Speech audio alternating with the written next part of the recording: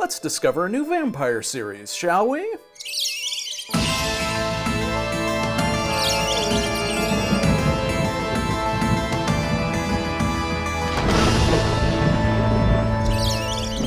Thank you very much for being here.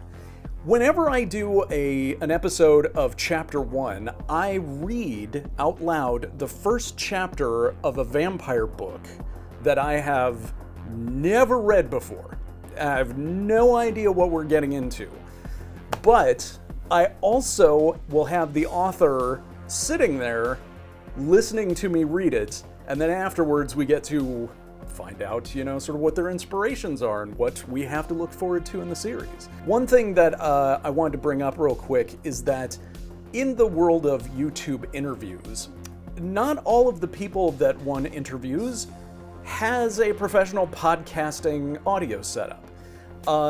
Today's guest only has her phone, and as can happen sometimes, the quality of the audio can be a little hampered by how old the phone is, how poor the internet connection over Zoom, all kinds of factors. So there's just a little bit of a crackle distortion in this, but we can still make out everything that our guest is saying. So I just wanted to prepare you for that right up front. But having said that, let's dig into Chapter 1, shall we? Today we are here with Theresa Van Spankeren. Thank you for joining us, Theresa. Hi, it's a pleasure having me. It's a pleasure being here, Sean. We are in another room. Excellent. And Theresa is coming to us from the state of Illinois. All right, Illinois. Excellent. Wonderful. Yeah. And Theresa has written an entire 4-book series of vampire stories called the War of Destiny series. Do I have that right? That is correct. Okay, excellent. And today we are going to be reading the first chapter of book 1, which is called Lost Soul. So, and I will be doing the reading per usual. So, Theresa, if at any point I get like a name mispronounced or something like that, or if I'm reading a character in a way that is wildly different than you actually intended the character to sound, let me know. I can't promise anything on like my repertoire of accents, but oh, that's okay. I've tried and even I fail. That's why I don't do my own audio. Okay, excellent. Is there anything that we should know about this going into it? Let's see. Going into it should be kind of straightforward. There's no trigger warnings really in the first chapter, so everyone, that should be a good, safe chapter to read. Okay, excellent. All right, well then, let us get underway, shall we? I just bought this book off of Amazon and downloaded it to my Kindle, so woohoo! So here we go. So that's one sale. I do appreciate that. My pleasure. Okay, so here we go. The War of Destiny, Book 1, Lost Soul by Theresa Van Spankeren. Prologue. We get a prologue. Lovely. I am a little over a half a millennium old, and yet I am still troubled by events that occurred over 4 centuries ago. I am a vampire. I tell myself that the past does not matter, but the aching in my chest won't stop, and the old familiar sense of fear is back in my gut. I'm in present-day England, not far from the place where I grew up over 500 years ago. It is night, my companions are out hunting. That is perfectly all right, for I need the time alone to think. I have befriended many, both mortal and immortal. I've earned fellow vampires' loyalty and trust as their leader, even though most of them do not know me well. I've always kept them at a distance. I've told very few people anything about my human life because to do so is to be weak, and I have always been strong. What triggers these memories after so many years? I do not know, and that troubles me almost as much as the actual memories do. Maybe it isn't one thing that triggers them, but a combination of things, if anything triggers them at all. Whatever the reason for them, I have decided to go back and confront these images from my former life, so hopefully they won't destroy me from within. I'm choosing to write my story down because I'm afraid to tell anyone, yet need a way to sort it out before I go mad. And that was the prologue. Moving on to chapter 1. I was born in 1492 in a wealthy part of London. My parents named me Juliana, but I preferred to be called Julia. I was the middle child of the family. My brother, Peter, was the eldest, and my sister, Crystal, was a year younger. All three of us had varying shades of red hair, but I did not share their green eyes. As every noble family does, we had servants. That was how Adam and I first met. His mother worked as a servant for us, and she often brought him with her. Adam was 2 years older than I and a year younger than Peter. After Crystal was born, the four of us grew up together. We were all close, but Adam and I grew exceptionally close. This worried my parents greatly. I vividly remember a time when I was about 11 years old. I'd heard angry voices downstairs, so I sneaked out of the room Crystal and I shared and listened at the doorway to the parlor.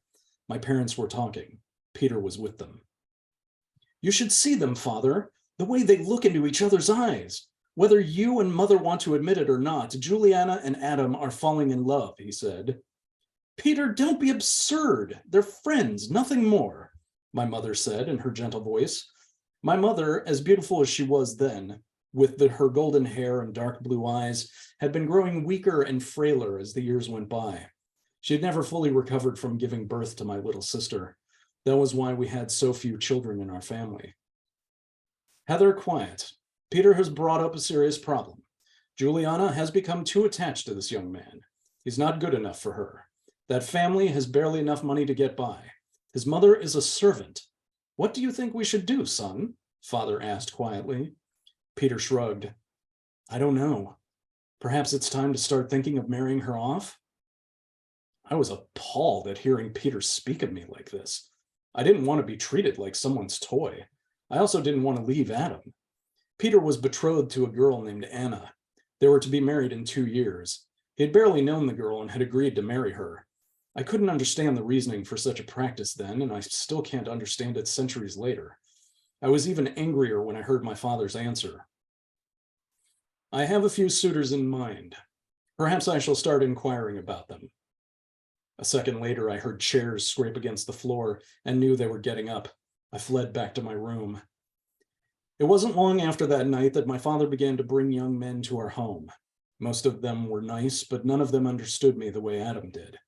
During the next 4 years, I saw less and less of him. It was after one of these visits with a suitor that I slipped out of the house and sought out Adam. I found him helping his mother serve lemon tea to Crystal and one of her friends, Charles, in the gardens. Once I came into sight, he lowered the drinks and hastened to my side. "Julia, where have you been? I haven't seen you in weeks. I was afraid you were ill," he said. Concern filled his brown eyes. I sighed and started deeper into the gardens. Adam matched my pace and waited patiently for me to speak. "I haven't been ill. It is my parents' doing, Adam. They are looking for someone for me to marry," I blurted out unhappily. Adam stopped walking and turned to look at me. "I was afraid this would happen," he sighed. "Is there anyone they seem to particularly favor?" "Aye, they really seem to like one man in particular. His name is Gregory Smith. He's richer than we are, and he seems very interested in me. My parents are very happy, but I'm not sure. He seems nice, but I do not love him." Adam seemed even more distressed, if that was possible, and I, naive 15-year-old I was, couldn't understand why. I didn't realize that our relationship had changed, that we were actually in love, what my father and Peter had feared. Adam looked at the flowers for a moment and then back at me. "Julia, I can't let this happen." "Cannot let what happen?" I asked, confused. He took a deep breath. "Julia, I love you. I can't let you be married to someone else. I shall ask for your hand in marriage." I stared at him in shock. I couldn't believe what I had heard him say. "Oh, Adam, I love you too, though I think I have only now truly realized it. But I don't think Father would ever agree to it. He would say you are not rich enough for his daughter." Adam looked angry for a moment and then shook his head. "It doesn't matter," he said, drawing me into his arms. "Change their minds, Juliana. I know you can." I collapsed into his arms willingly and was amazed at how natural it seemed. This is where I belong, I thought to myself. Out loud, I said, "I don't know if I can." I looked up at him helplessly. Adam frowned, but then smiled. He lowered his head until our lips touched. I was elated. A thrill ran through me as he pulled me closer and my arms wrapped around his waist. "Juliana!" my father's voice shouted from the house. The joy of the moment shattered like glass. I was afraid that father had seen us embracing. I jumped away from Adam and ran for the house, leaving him dazed in the garden. When I reached the house, I found father with Peter, their expressions serious. I didn't like the fact that Peter was here. He had been married for almost 2 years and had a 1-year-old son. Why would he be back here? "Aye, father?" I asked sweetly, though with a hint of sarcasm. I felt nervous and guilty. "Get into the house. We have matters to discuss." I glared at him and did as he asked. I entered the house and swept into the parlor. Mother sat there looking as if she had been crying. Peter and father followed me in and also sat down. I remained standing. I had a very bad feeling about this family meeting. Crystal was the only one not in the room, and I was sure it was because neither father nor Peter wanted her there. My father was the first to speak. "My dear Juliana, you are now 15 years old. It's time you marry. Gregory has asked for your hand in marriage. Will you accept?" I stood rooted to the floor and stared at him in horrified shock. Finally, slowly, I shook my head. "No. I wish to marry Adam, if I am to marry at all," I answered defiantly. I had always been known to be an independent young woman, and I had always wished for the power to make my own decisions, especially about the person I was to marry. Father's face turned purple. "I will not have you disgrace this family, Juliana. He is only a common man. You deserve better." I glared back angrily. "I do not love Gregory. I love Adam. We would be all right even if he isn't rich." Peter interrupted me. "Don't be a fool, Julia. Gregory can take care of you much better than that boy can. You will be happier, believe me." I looked at him in disgust. "You and Adam used to be friends, Peter. What happened to you?" Peter sneered at me. "I grew up. You should try that sometime, Juliana. He is nothing but a servant to us." In desperation, I looked to my mother for support. She looked back in sorrowful defeat. "Listen to your father and brother, Juliana. They know what's best for you," she said in a tired voice. I couldn't believe it. "I know what's best for me. I know. Not you, father, not anyone else." My father drew in a deep breath. "Juliana, you shall marry Gregory Smith. I have already arranged the marriage because I didn't think you would listen to reason. That's all right. You shall forget that common boy in no time. Adam's mother is being dismissed tonight, so you shall have no further contact with him before your marriage next week." "I hate you. I hate all of you," I yelled, and looked at each of them in turn. My mother looked sad. My father was clearly shocked I had raised my voice. Before I ran out of the room, Mother tried to stop me. "Julia," she said, slowly rising to her feet and holding out her arm as if beseeching. "Let her go," Father said wearily. I raced up the stairs and sought out my sister Crystal. She was the only one left I could turn to. She was sitting up in the drawing room writing a letter. "What is it, Julia? What's wrong?" she asked, looking at me with obvious concern. I told her everything that had happened.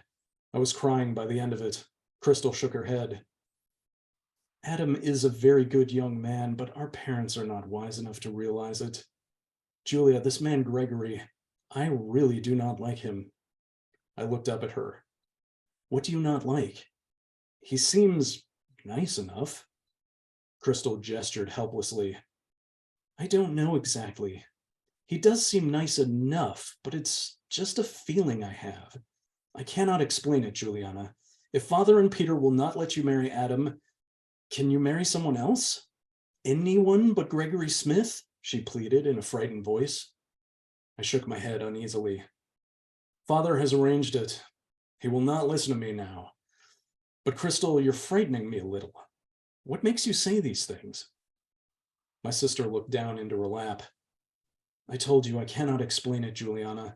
It's just a feeling I get whenever he's around. She looked up at me with serious dark green eyes. Just like I know Mama is sick because she had me, though no one ever says it. I started and looked at her in surprise. What are you saying? I said harshly. It was something we had agreed upon, Peter, Father, and I, to never let Crystal know that Mother was slowly dying because of problems with Crystal's birth. I see it in the way you guard your speech around me, and in how Peter and Father treat me, like nothing more than another servant around the house. Well, perhaps a little better than that, but not by much, Crystal said, pain evident in her eyes. Even you resent me because it's my fault. Sometimes I wish I were the one who were dying and not Mama. Crystal, we love you. I love you. Yes, after you were born, Mother never fully recovered. Yes, she is dying, but it's not your fault. Listen to me. You are my sister, and now my closest friend, perhaps my only friend. Please do not talk like that. I implore you. Crystal looked at me meekly. All right, Juliana, let's not talk about it anymore. She paused.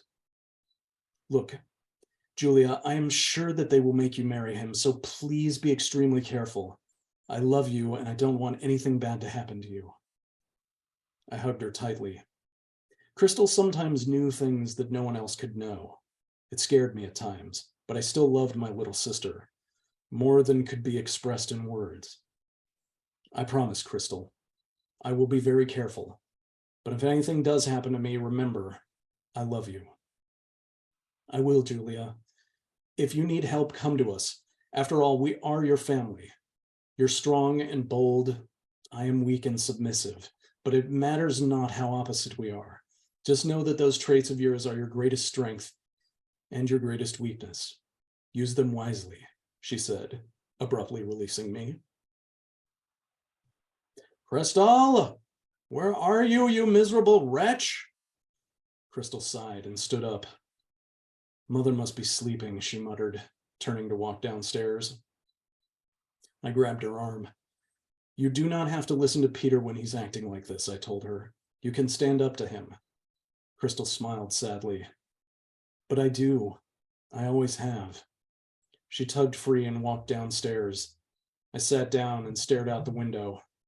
Presently, I began to cry. And then we have a shift in time. To enjoy a sip of my tea in the break. The next few days flew past. Father dismissed Adam's family, and my family kept me in the house and grounds to make sure Adam and I could not see or talk to each other. My mother made my wedding dress and veil. We could have afforded to have a seamstress make it, of course, but for Mother it was a labor of love. How I wished she had shown her love instead by persuading my father not to marry me off to a man I did not love. When she brought out the dress to Crystal's in my room to show me, she radiated happiness. Juliana, I finished your dress. Isn't it lovely? She asked. Crystal and I both looked it over. The dress was exquisite. It had lace sleeves and a low neckline. Most women didn't wear a low neckline. It was frowned upon, but I greatly disliked high collars as I found them very uncomfortable. This was my mother's way of saying she was sorry about this marriage I was being forced into. Against my will, I felt my face soften into a smile. It's beautiful, Mama. Thank you, I said sincerely. My mother sighed and lowered the dress. She walked over to us. My baby girls, you are all grown up, Juliana. I've looked forward to your wedding day so you could be happy. I've waited for this day anxiously because I was afraid I would not live to see it. And soon Crystal will have her turn. I hope I can see her wed as well. I looked away. I know how you feel about this, Mother, but I cannot be happy marrying someone I do not love. My mother suddenly seemed very sad and weak. I understand your feelings, Julia, but you will learn to love him. Don't worry about that. She turned toward the door. It's for the best, Juliana. I wondered if she truly believed that. She left the room a moment later. Slowly, I rose and hung the dress up. She says I'll learn to love him. Father and Peter say that too. Do you think that's possible, Crystal? I asked softly. Crystal looked at me and shrugged. I suppose it is possible, Juliana. However, I still do not like him. Be wary of him. I looked away. Come now, Crystal. He doesn't strike me as a dangerous person. Her warnings were beginning to exasperate me. Crystal stood up. All I know is that whenever he is here to talk to Papa, I am overcome by an urge to flee the room, she said, and left before I could make an angry retort. I let her go. I didn't want to think about it anymore. I looked out the window at the gardens and the city. I thought of Adam and his family. I had no idea how they were faring. I shook my head and laid down. To my relief, I was able to rest more during the days that led up to the wedding. Those days I spent in my room sleeping or fretting about how unjust it all was. Crystal brought me food and listened patiently as I bitterly lamented about this unfair agreement. She also brought me news of Adam, since she was still trusted to go out to the markets, which I wasn't. She discovered that he knew the date of my upcoming marriage. Heaven knew everyone seemed privy to the knowledge. She also told me he had also gone to work to support his family. Crystal paced beside the bed where I lay and said plainly, "He looked furious when he heard how soon you were to be married. Didn't you say anything?" I told him our parents desired it, but I never got the chance to confirm it to him once it was decided, Crystal. Now go away, I want to sleep. Crystal looked at me. Juliana, you must stop moping and compose yourself. You are to be married tomorrow. Maybe he will be better than Adam, she said, though without much conviction. At any rate, you have been under a black cloud for days. You really must not continue so. I rolled over. Maybe, I muttered, my voice muffled by the pillow. My sister sighed and left the room. I curled up and went to sleep.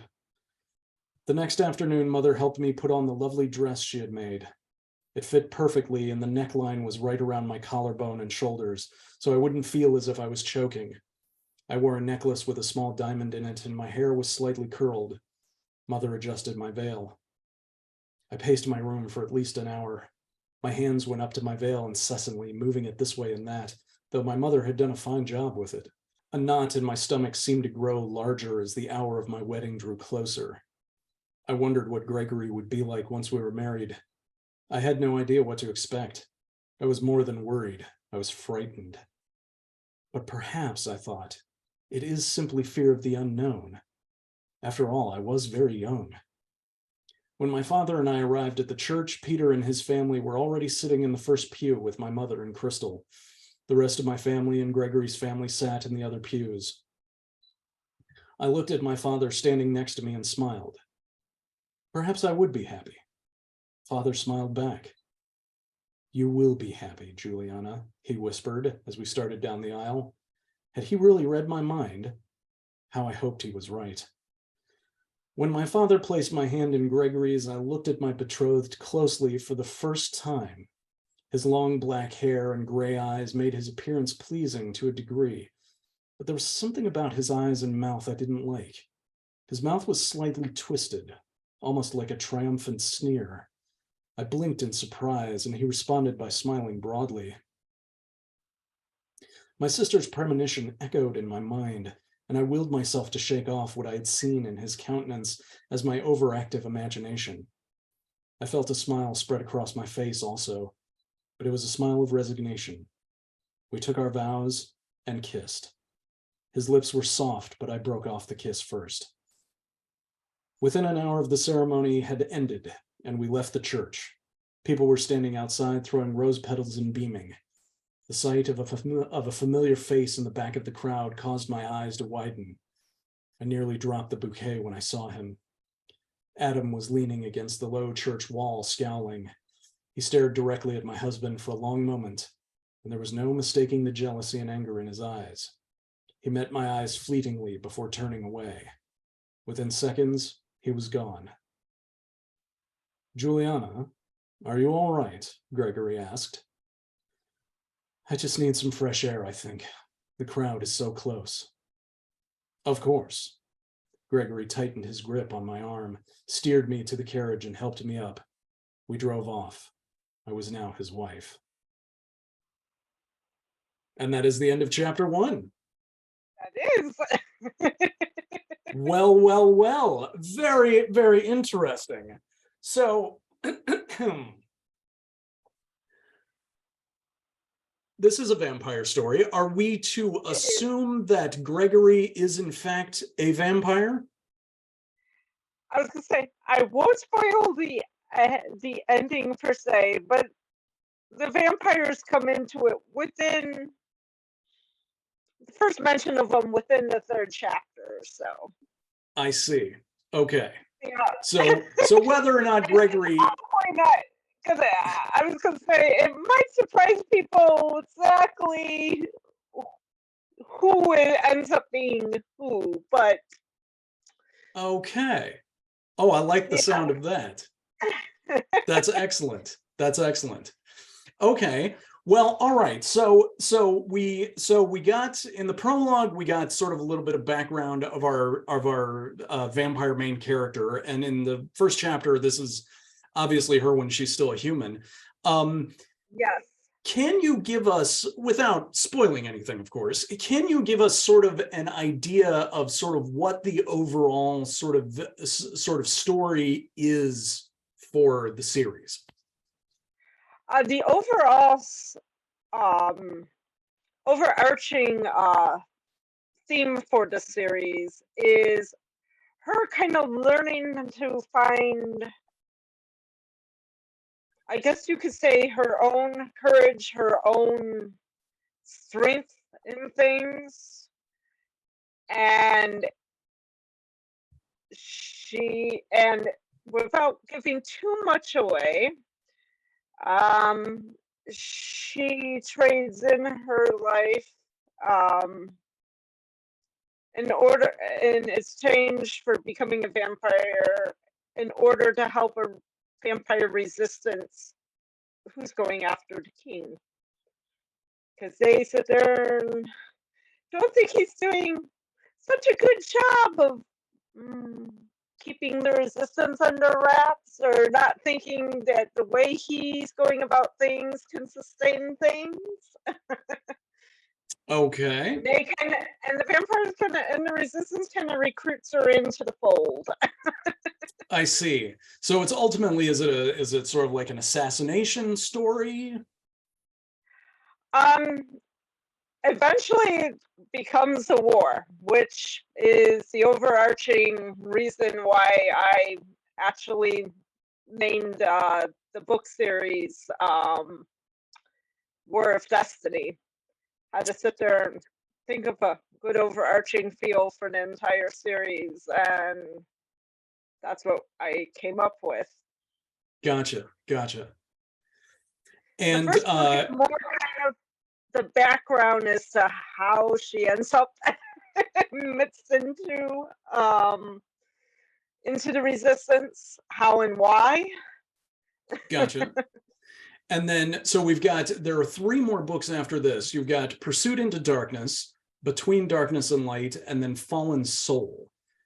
And so I'm assuming that if Juliana joins the resistance in this book, then the following 3 books is that more of a sort of the events of the war leading up to? It's the events, the first big skirmishes. We haven't maybe got to the whole big kabang of the war yet, mostly because, as usual, when stuff writes itself into your head, you come up with, I call them side tangents. Book 5 is actually due to come out late this spring. Oh, excellent. So book 4 is not the end of the series. It's not the end of the series, just that's how far we have gotten. And the first 3 follow Julia's point of view, and the 4th book was a bit of a surprise, etc. That's okay.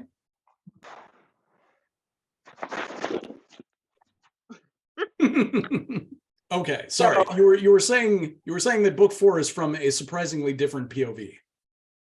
yes. He is introduced in book 3, and actually book 3 and 4, I actually kind of read like two sides of the same story. So Oh, it's lovely. kind of interesting. Obviously not exactly the same, but you get to hear about the pieces parts that Julia was not aware of, so to speak, in Gotcha. book 3. Gotcha. So this may be me extrapolating just from having read only one chapter, but is there a romance element that goes through the entire series? There is a romance element. Most people consider it to be too subtle for most of the books to be considered a paranormal romance, which is why I Oh, don't okay. classify it as such. And how many books do you feel like this is going to be? Well, originally I thought there was going to be 6, and obviously we are beyond that. I'm thinking it's probably going to be like 8 main books and a stray side book here or there that just follows somebody else or doesn't quite fit into the whole. It might be, I can't say, it's not very important. It's kind of like people finding cool Easter eggs in them. But it's not necessary to read them to have the storyline kind of propelled forward. But yeah, the characters just talk, and I'm like, okay. Yeah, they got so they're kind of driving the narrative in a bit of a way. I sometimes think so. Gotcha. All right, excellent. Well, so tell us then how, because I mean you're talking about some pretty epic stuff in here. Where did the idea for this come from? Well, it sort of came from partially from a dream I had back in high school. Really? And yeah, I was gonna say there was a portion of a dream where it was a young woman who was kind of locked in a dungeon and by somebody that she may have thought had her or should have had her best interest at heart and didn't. And the story kind of sprung up from that and partially X-Files fan fiction. As I'm sorry, as what fan fiction? X-Files fan fiction. X-Files. Oh, okay. Okay. I was a big X-Files fan, and Julia first started taking shape as a secondary minor character in some adventure I had Mulder and Scully on, or a few No adventures. kidding. Yeah, That is fabulous. who would have thought? I never would have thought, but the whole kind of backbones of at least the first book sat there and kind of formed through several fan fiction books about that. Okay. So should we, while reading this, should we just be thinking that like while all this is going on, Mulder and Scully are investigating someplace else, all having all their adventures while this is happening in the shadows? I was gonna say you never know, especially in the future.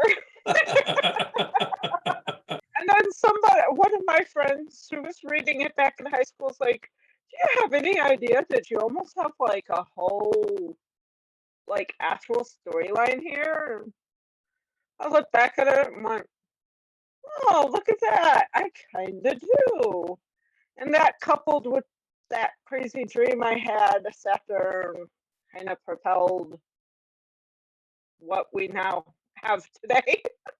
That's excellent. Okay, nice. I just love the strange origins that like story ideas come out of. And this is certainly the first time anyone's told me that the seed was in an X-Files fan fiction. So that's exceptional. That is, I have not had anyone else come up to me and say that has been their starting point. Well, so on that topic, then, can you tell me, just because this is a vampire show, what vampire sources did you kind of take some inspiration from for your world? Oh, okay. Now that's a good one. I kind of came from some traditional and untraditional ones. I love it. Let's see. The very first vampire books I've read, and it definitely was a big inspiration for how I modeled some of my vampires on, was Christopher Pike's The Last Vampire series, which I think has now been rebranded to the Thirst series. Young adult, back in junior high. I kind of like the idea of not being strictly like Bram Stoker kind of vampire stuff. Right. And I drew a lot of inspiration from that, at least in the unconventional wisdoms of things that, like, sunlight won't kill them. Other things will, but sunlight won't kill them. Interesting. Does stranger streets though, so it's not like it doesn't completely not have an effect. And then I drew, once I got a little bit older, I drew from maybe a little less known things. Once my father realized that I was not like super scared of vampires and that sort of thing anymore, he actually introduced me, gave me a copy of his book, Fred Saberhagen's An Old Friend of the Family. Okay. Is actually a Dracula based set of books. That's excellent. And I drew a little bit of inspiration in some ways from that. For some of the characters in the series, I could see where Anne Rice was definitely a big factor. Louis. And the Wosby kind of theory of vampires, instead of just being like all gung ho, I probably took some from that as well.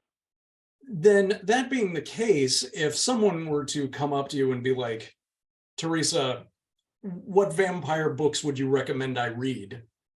What would you say?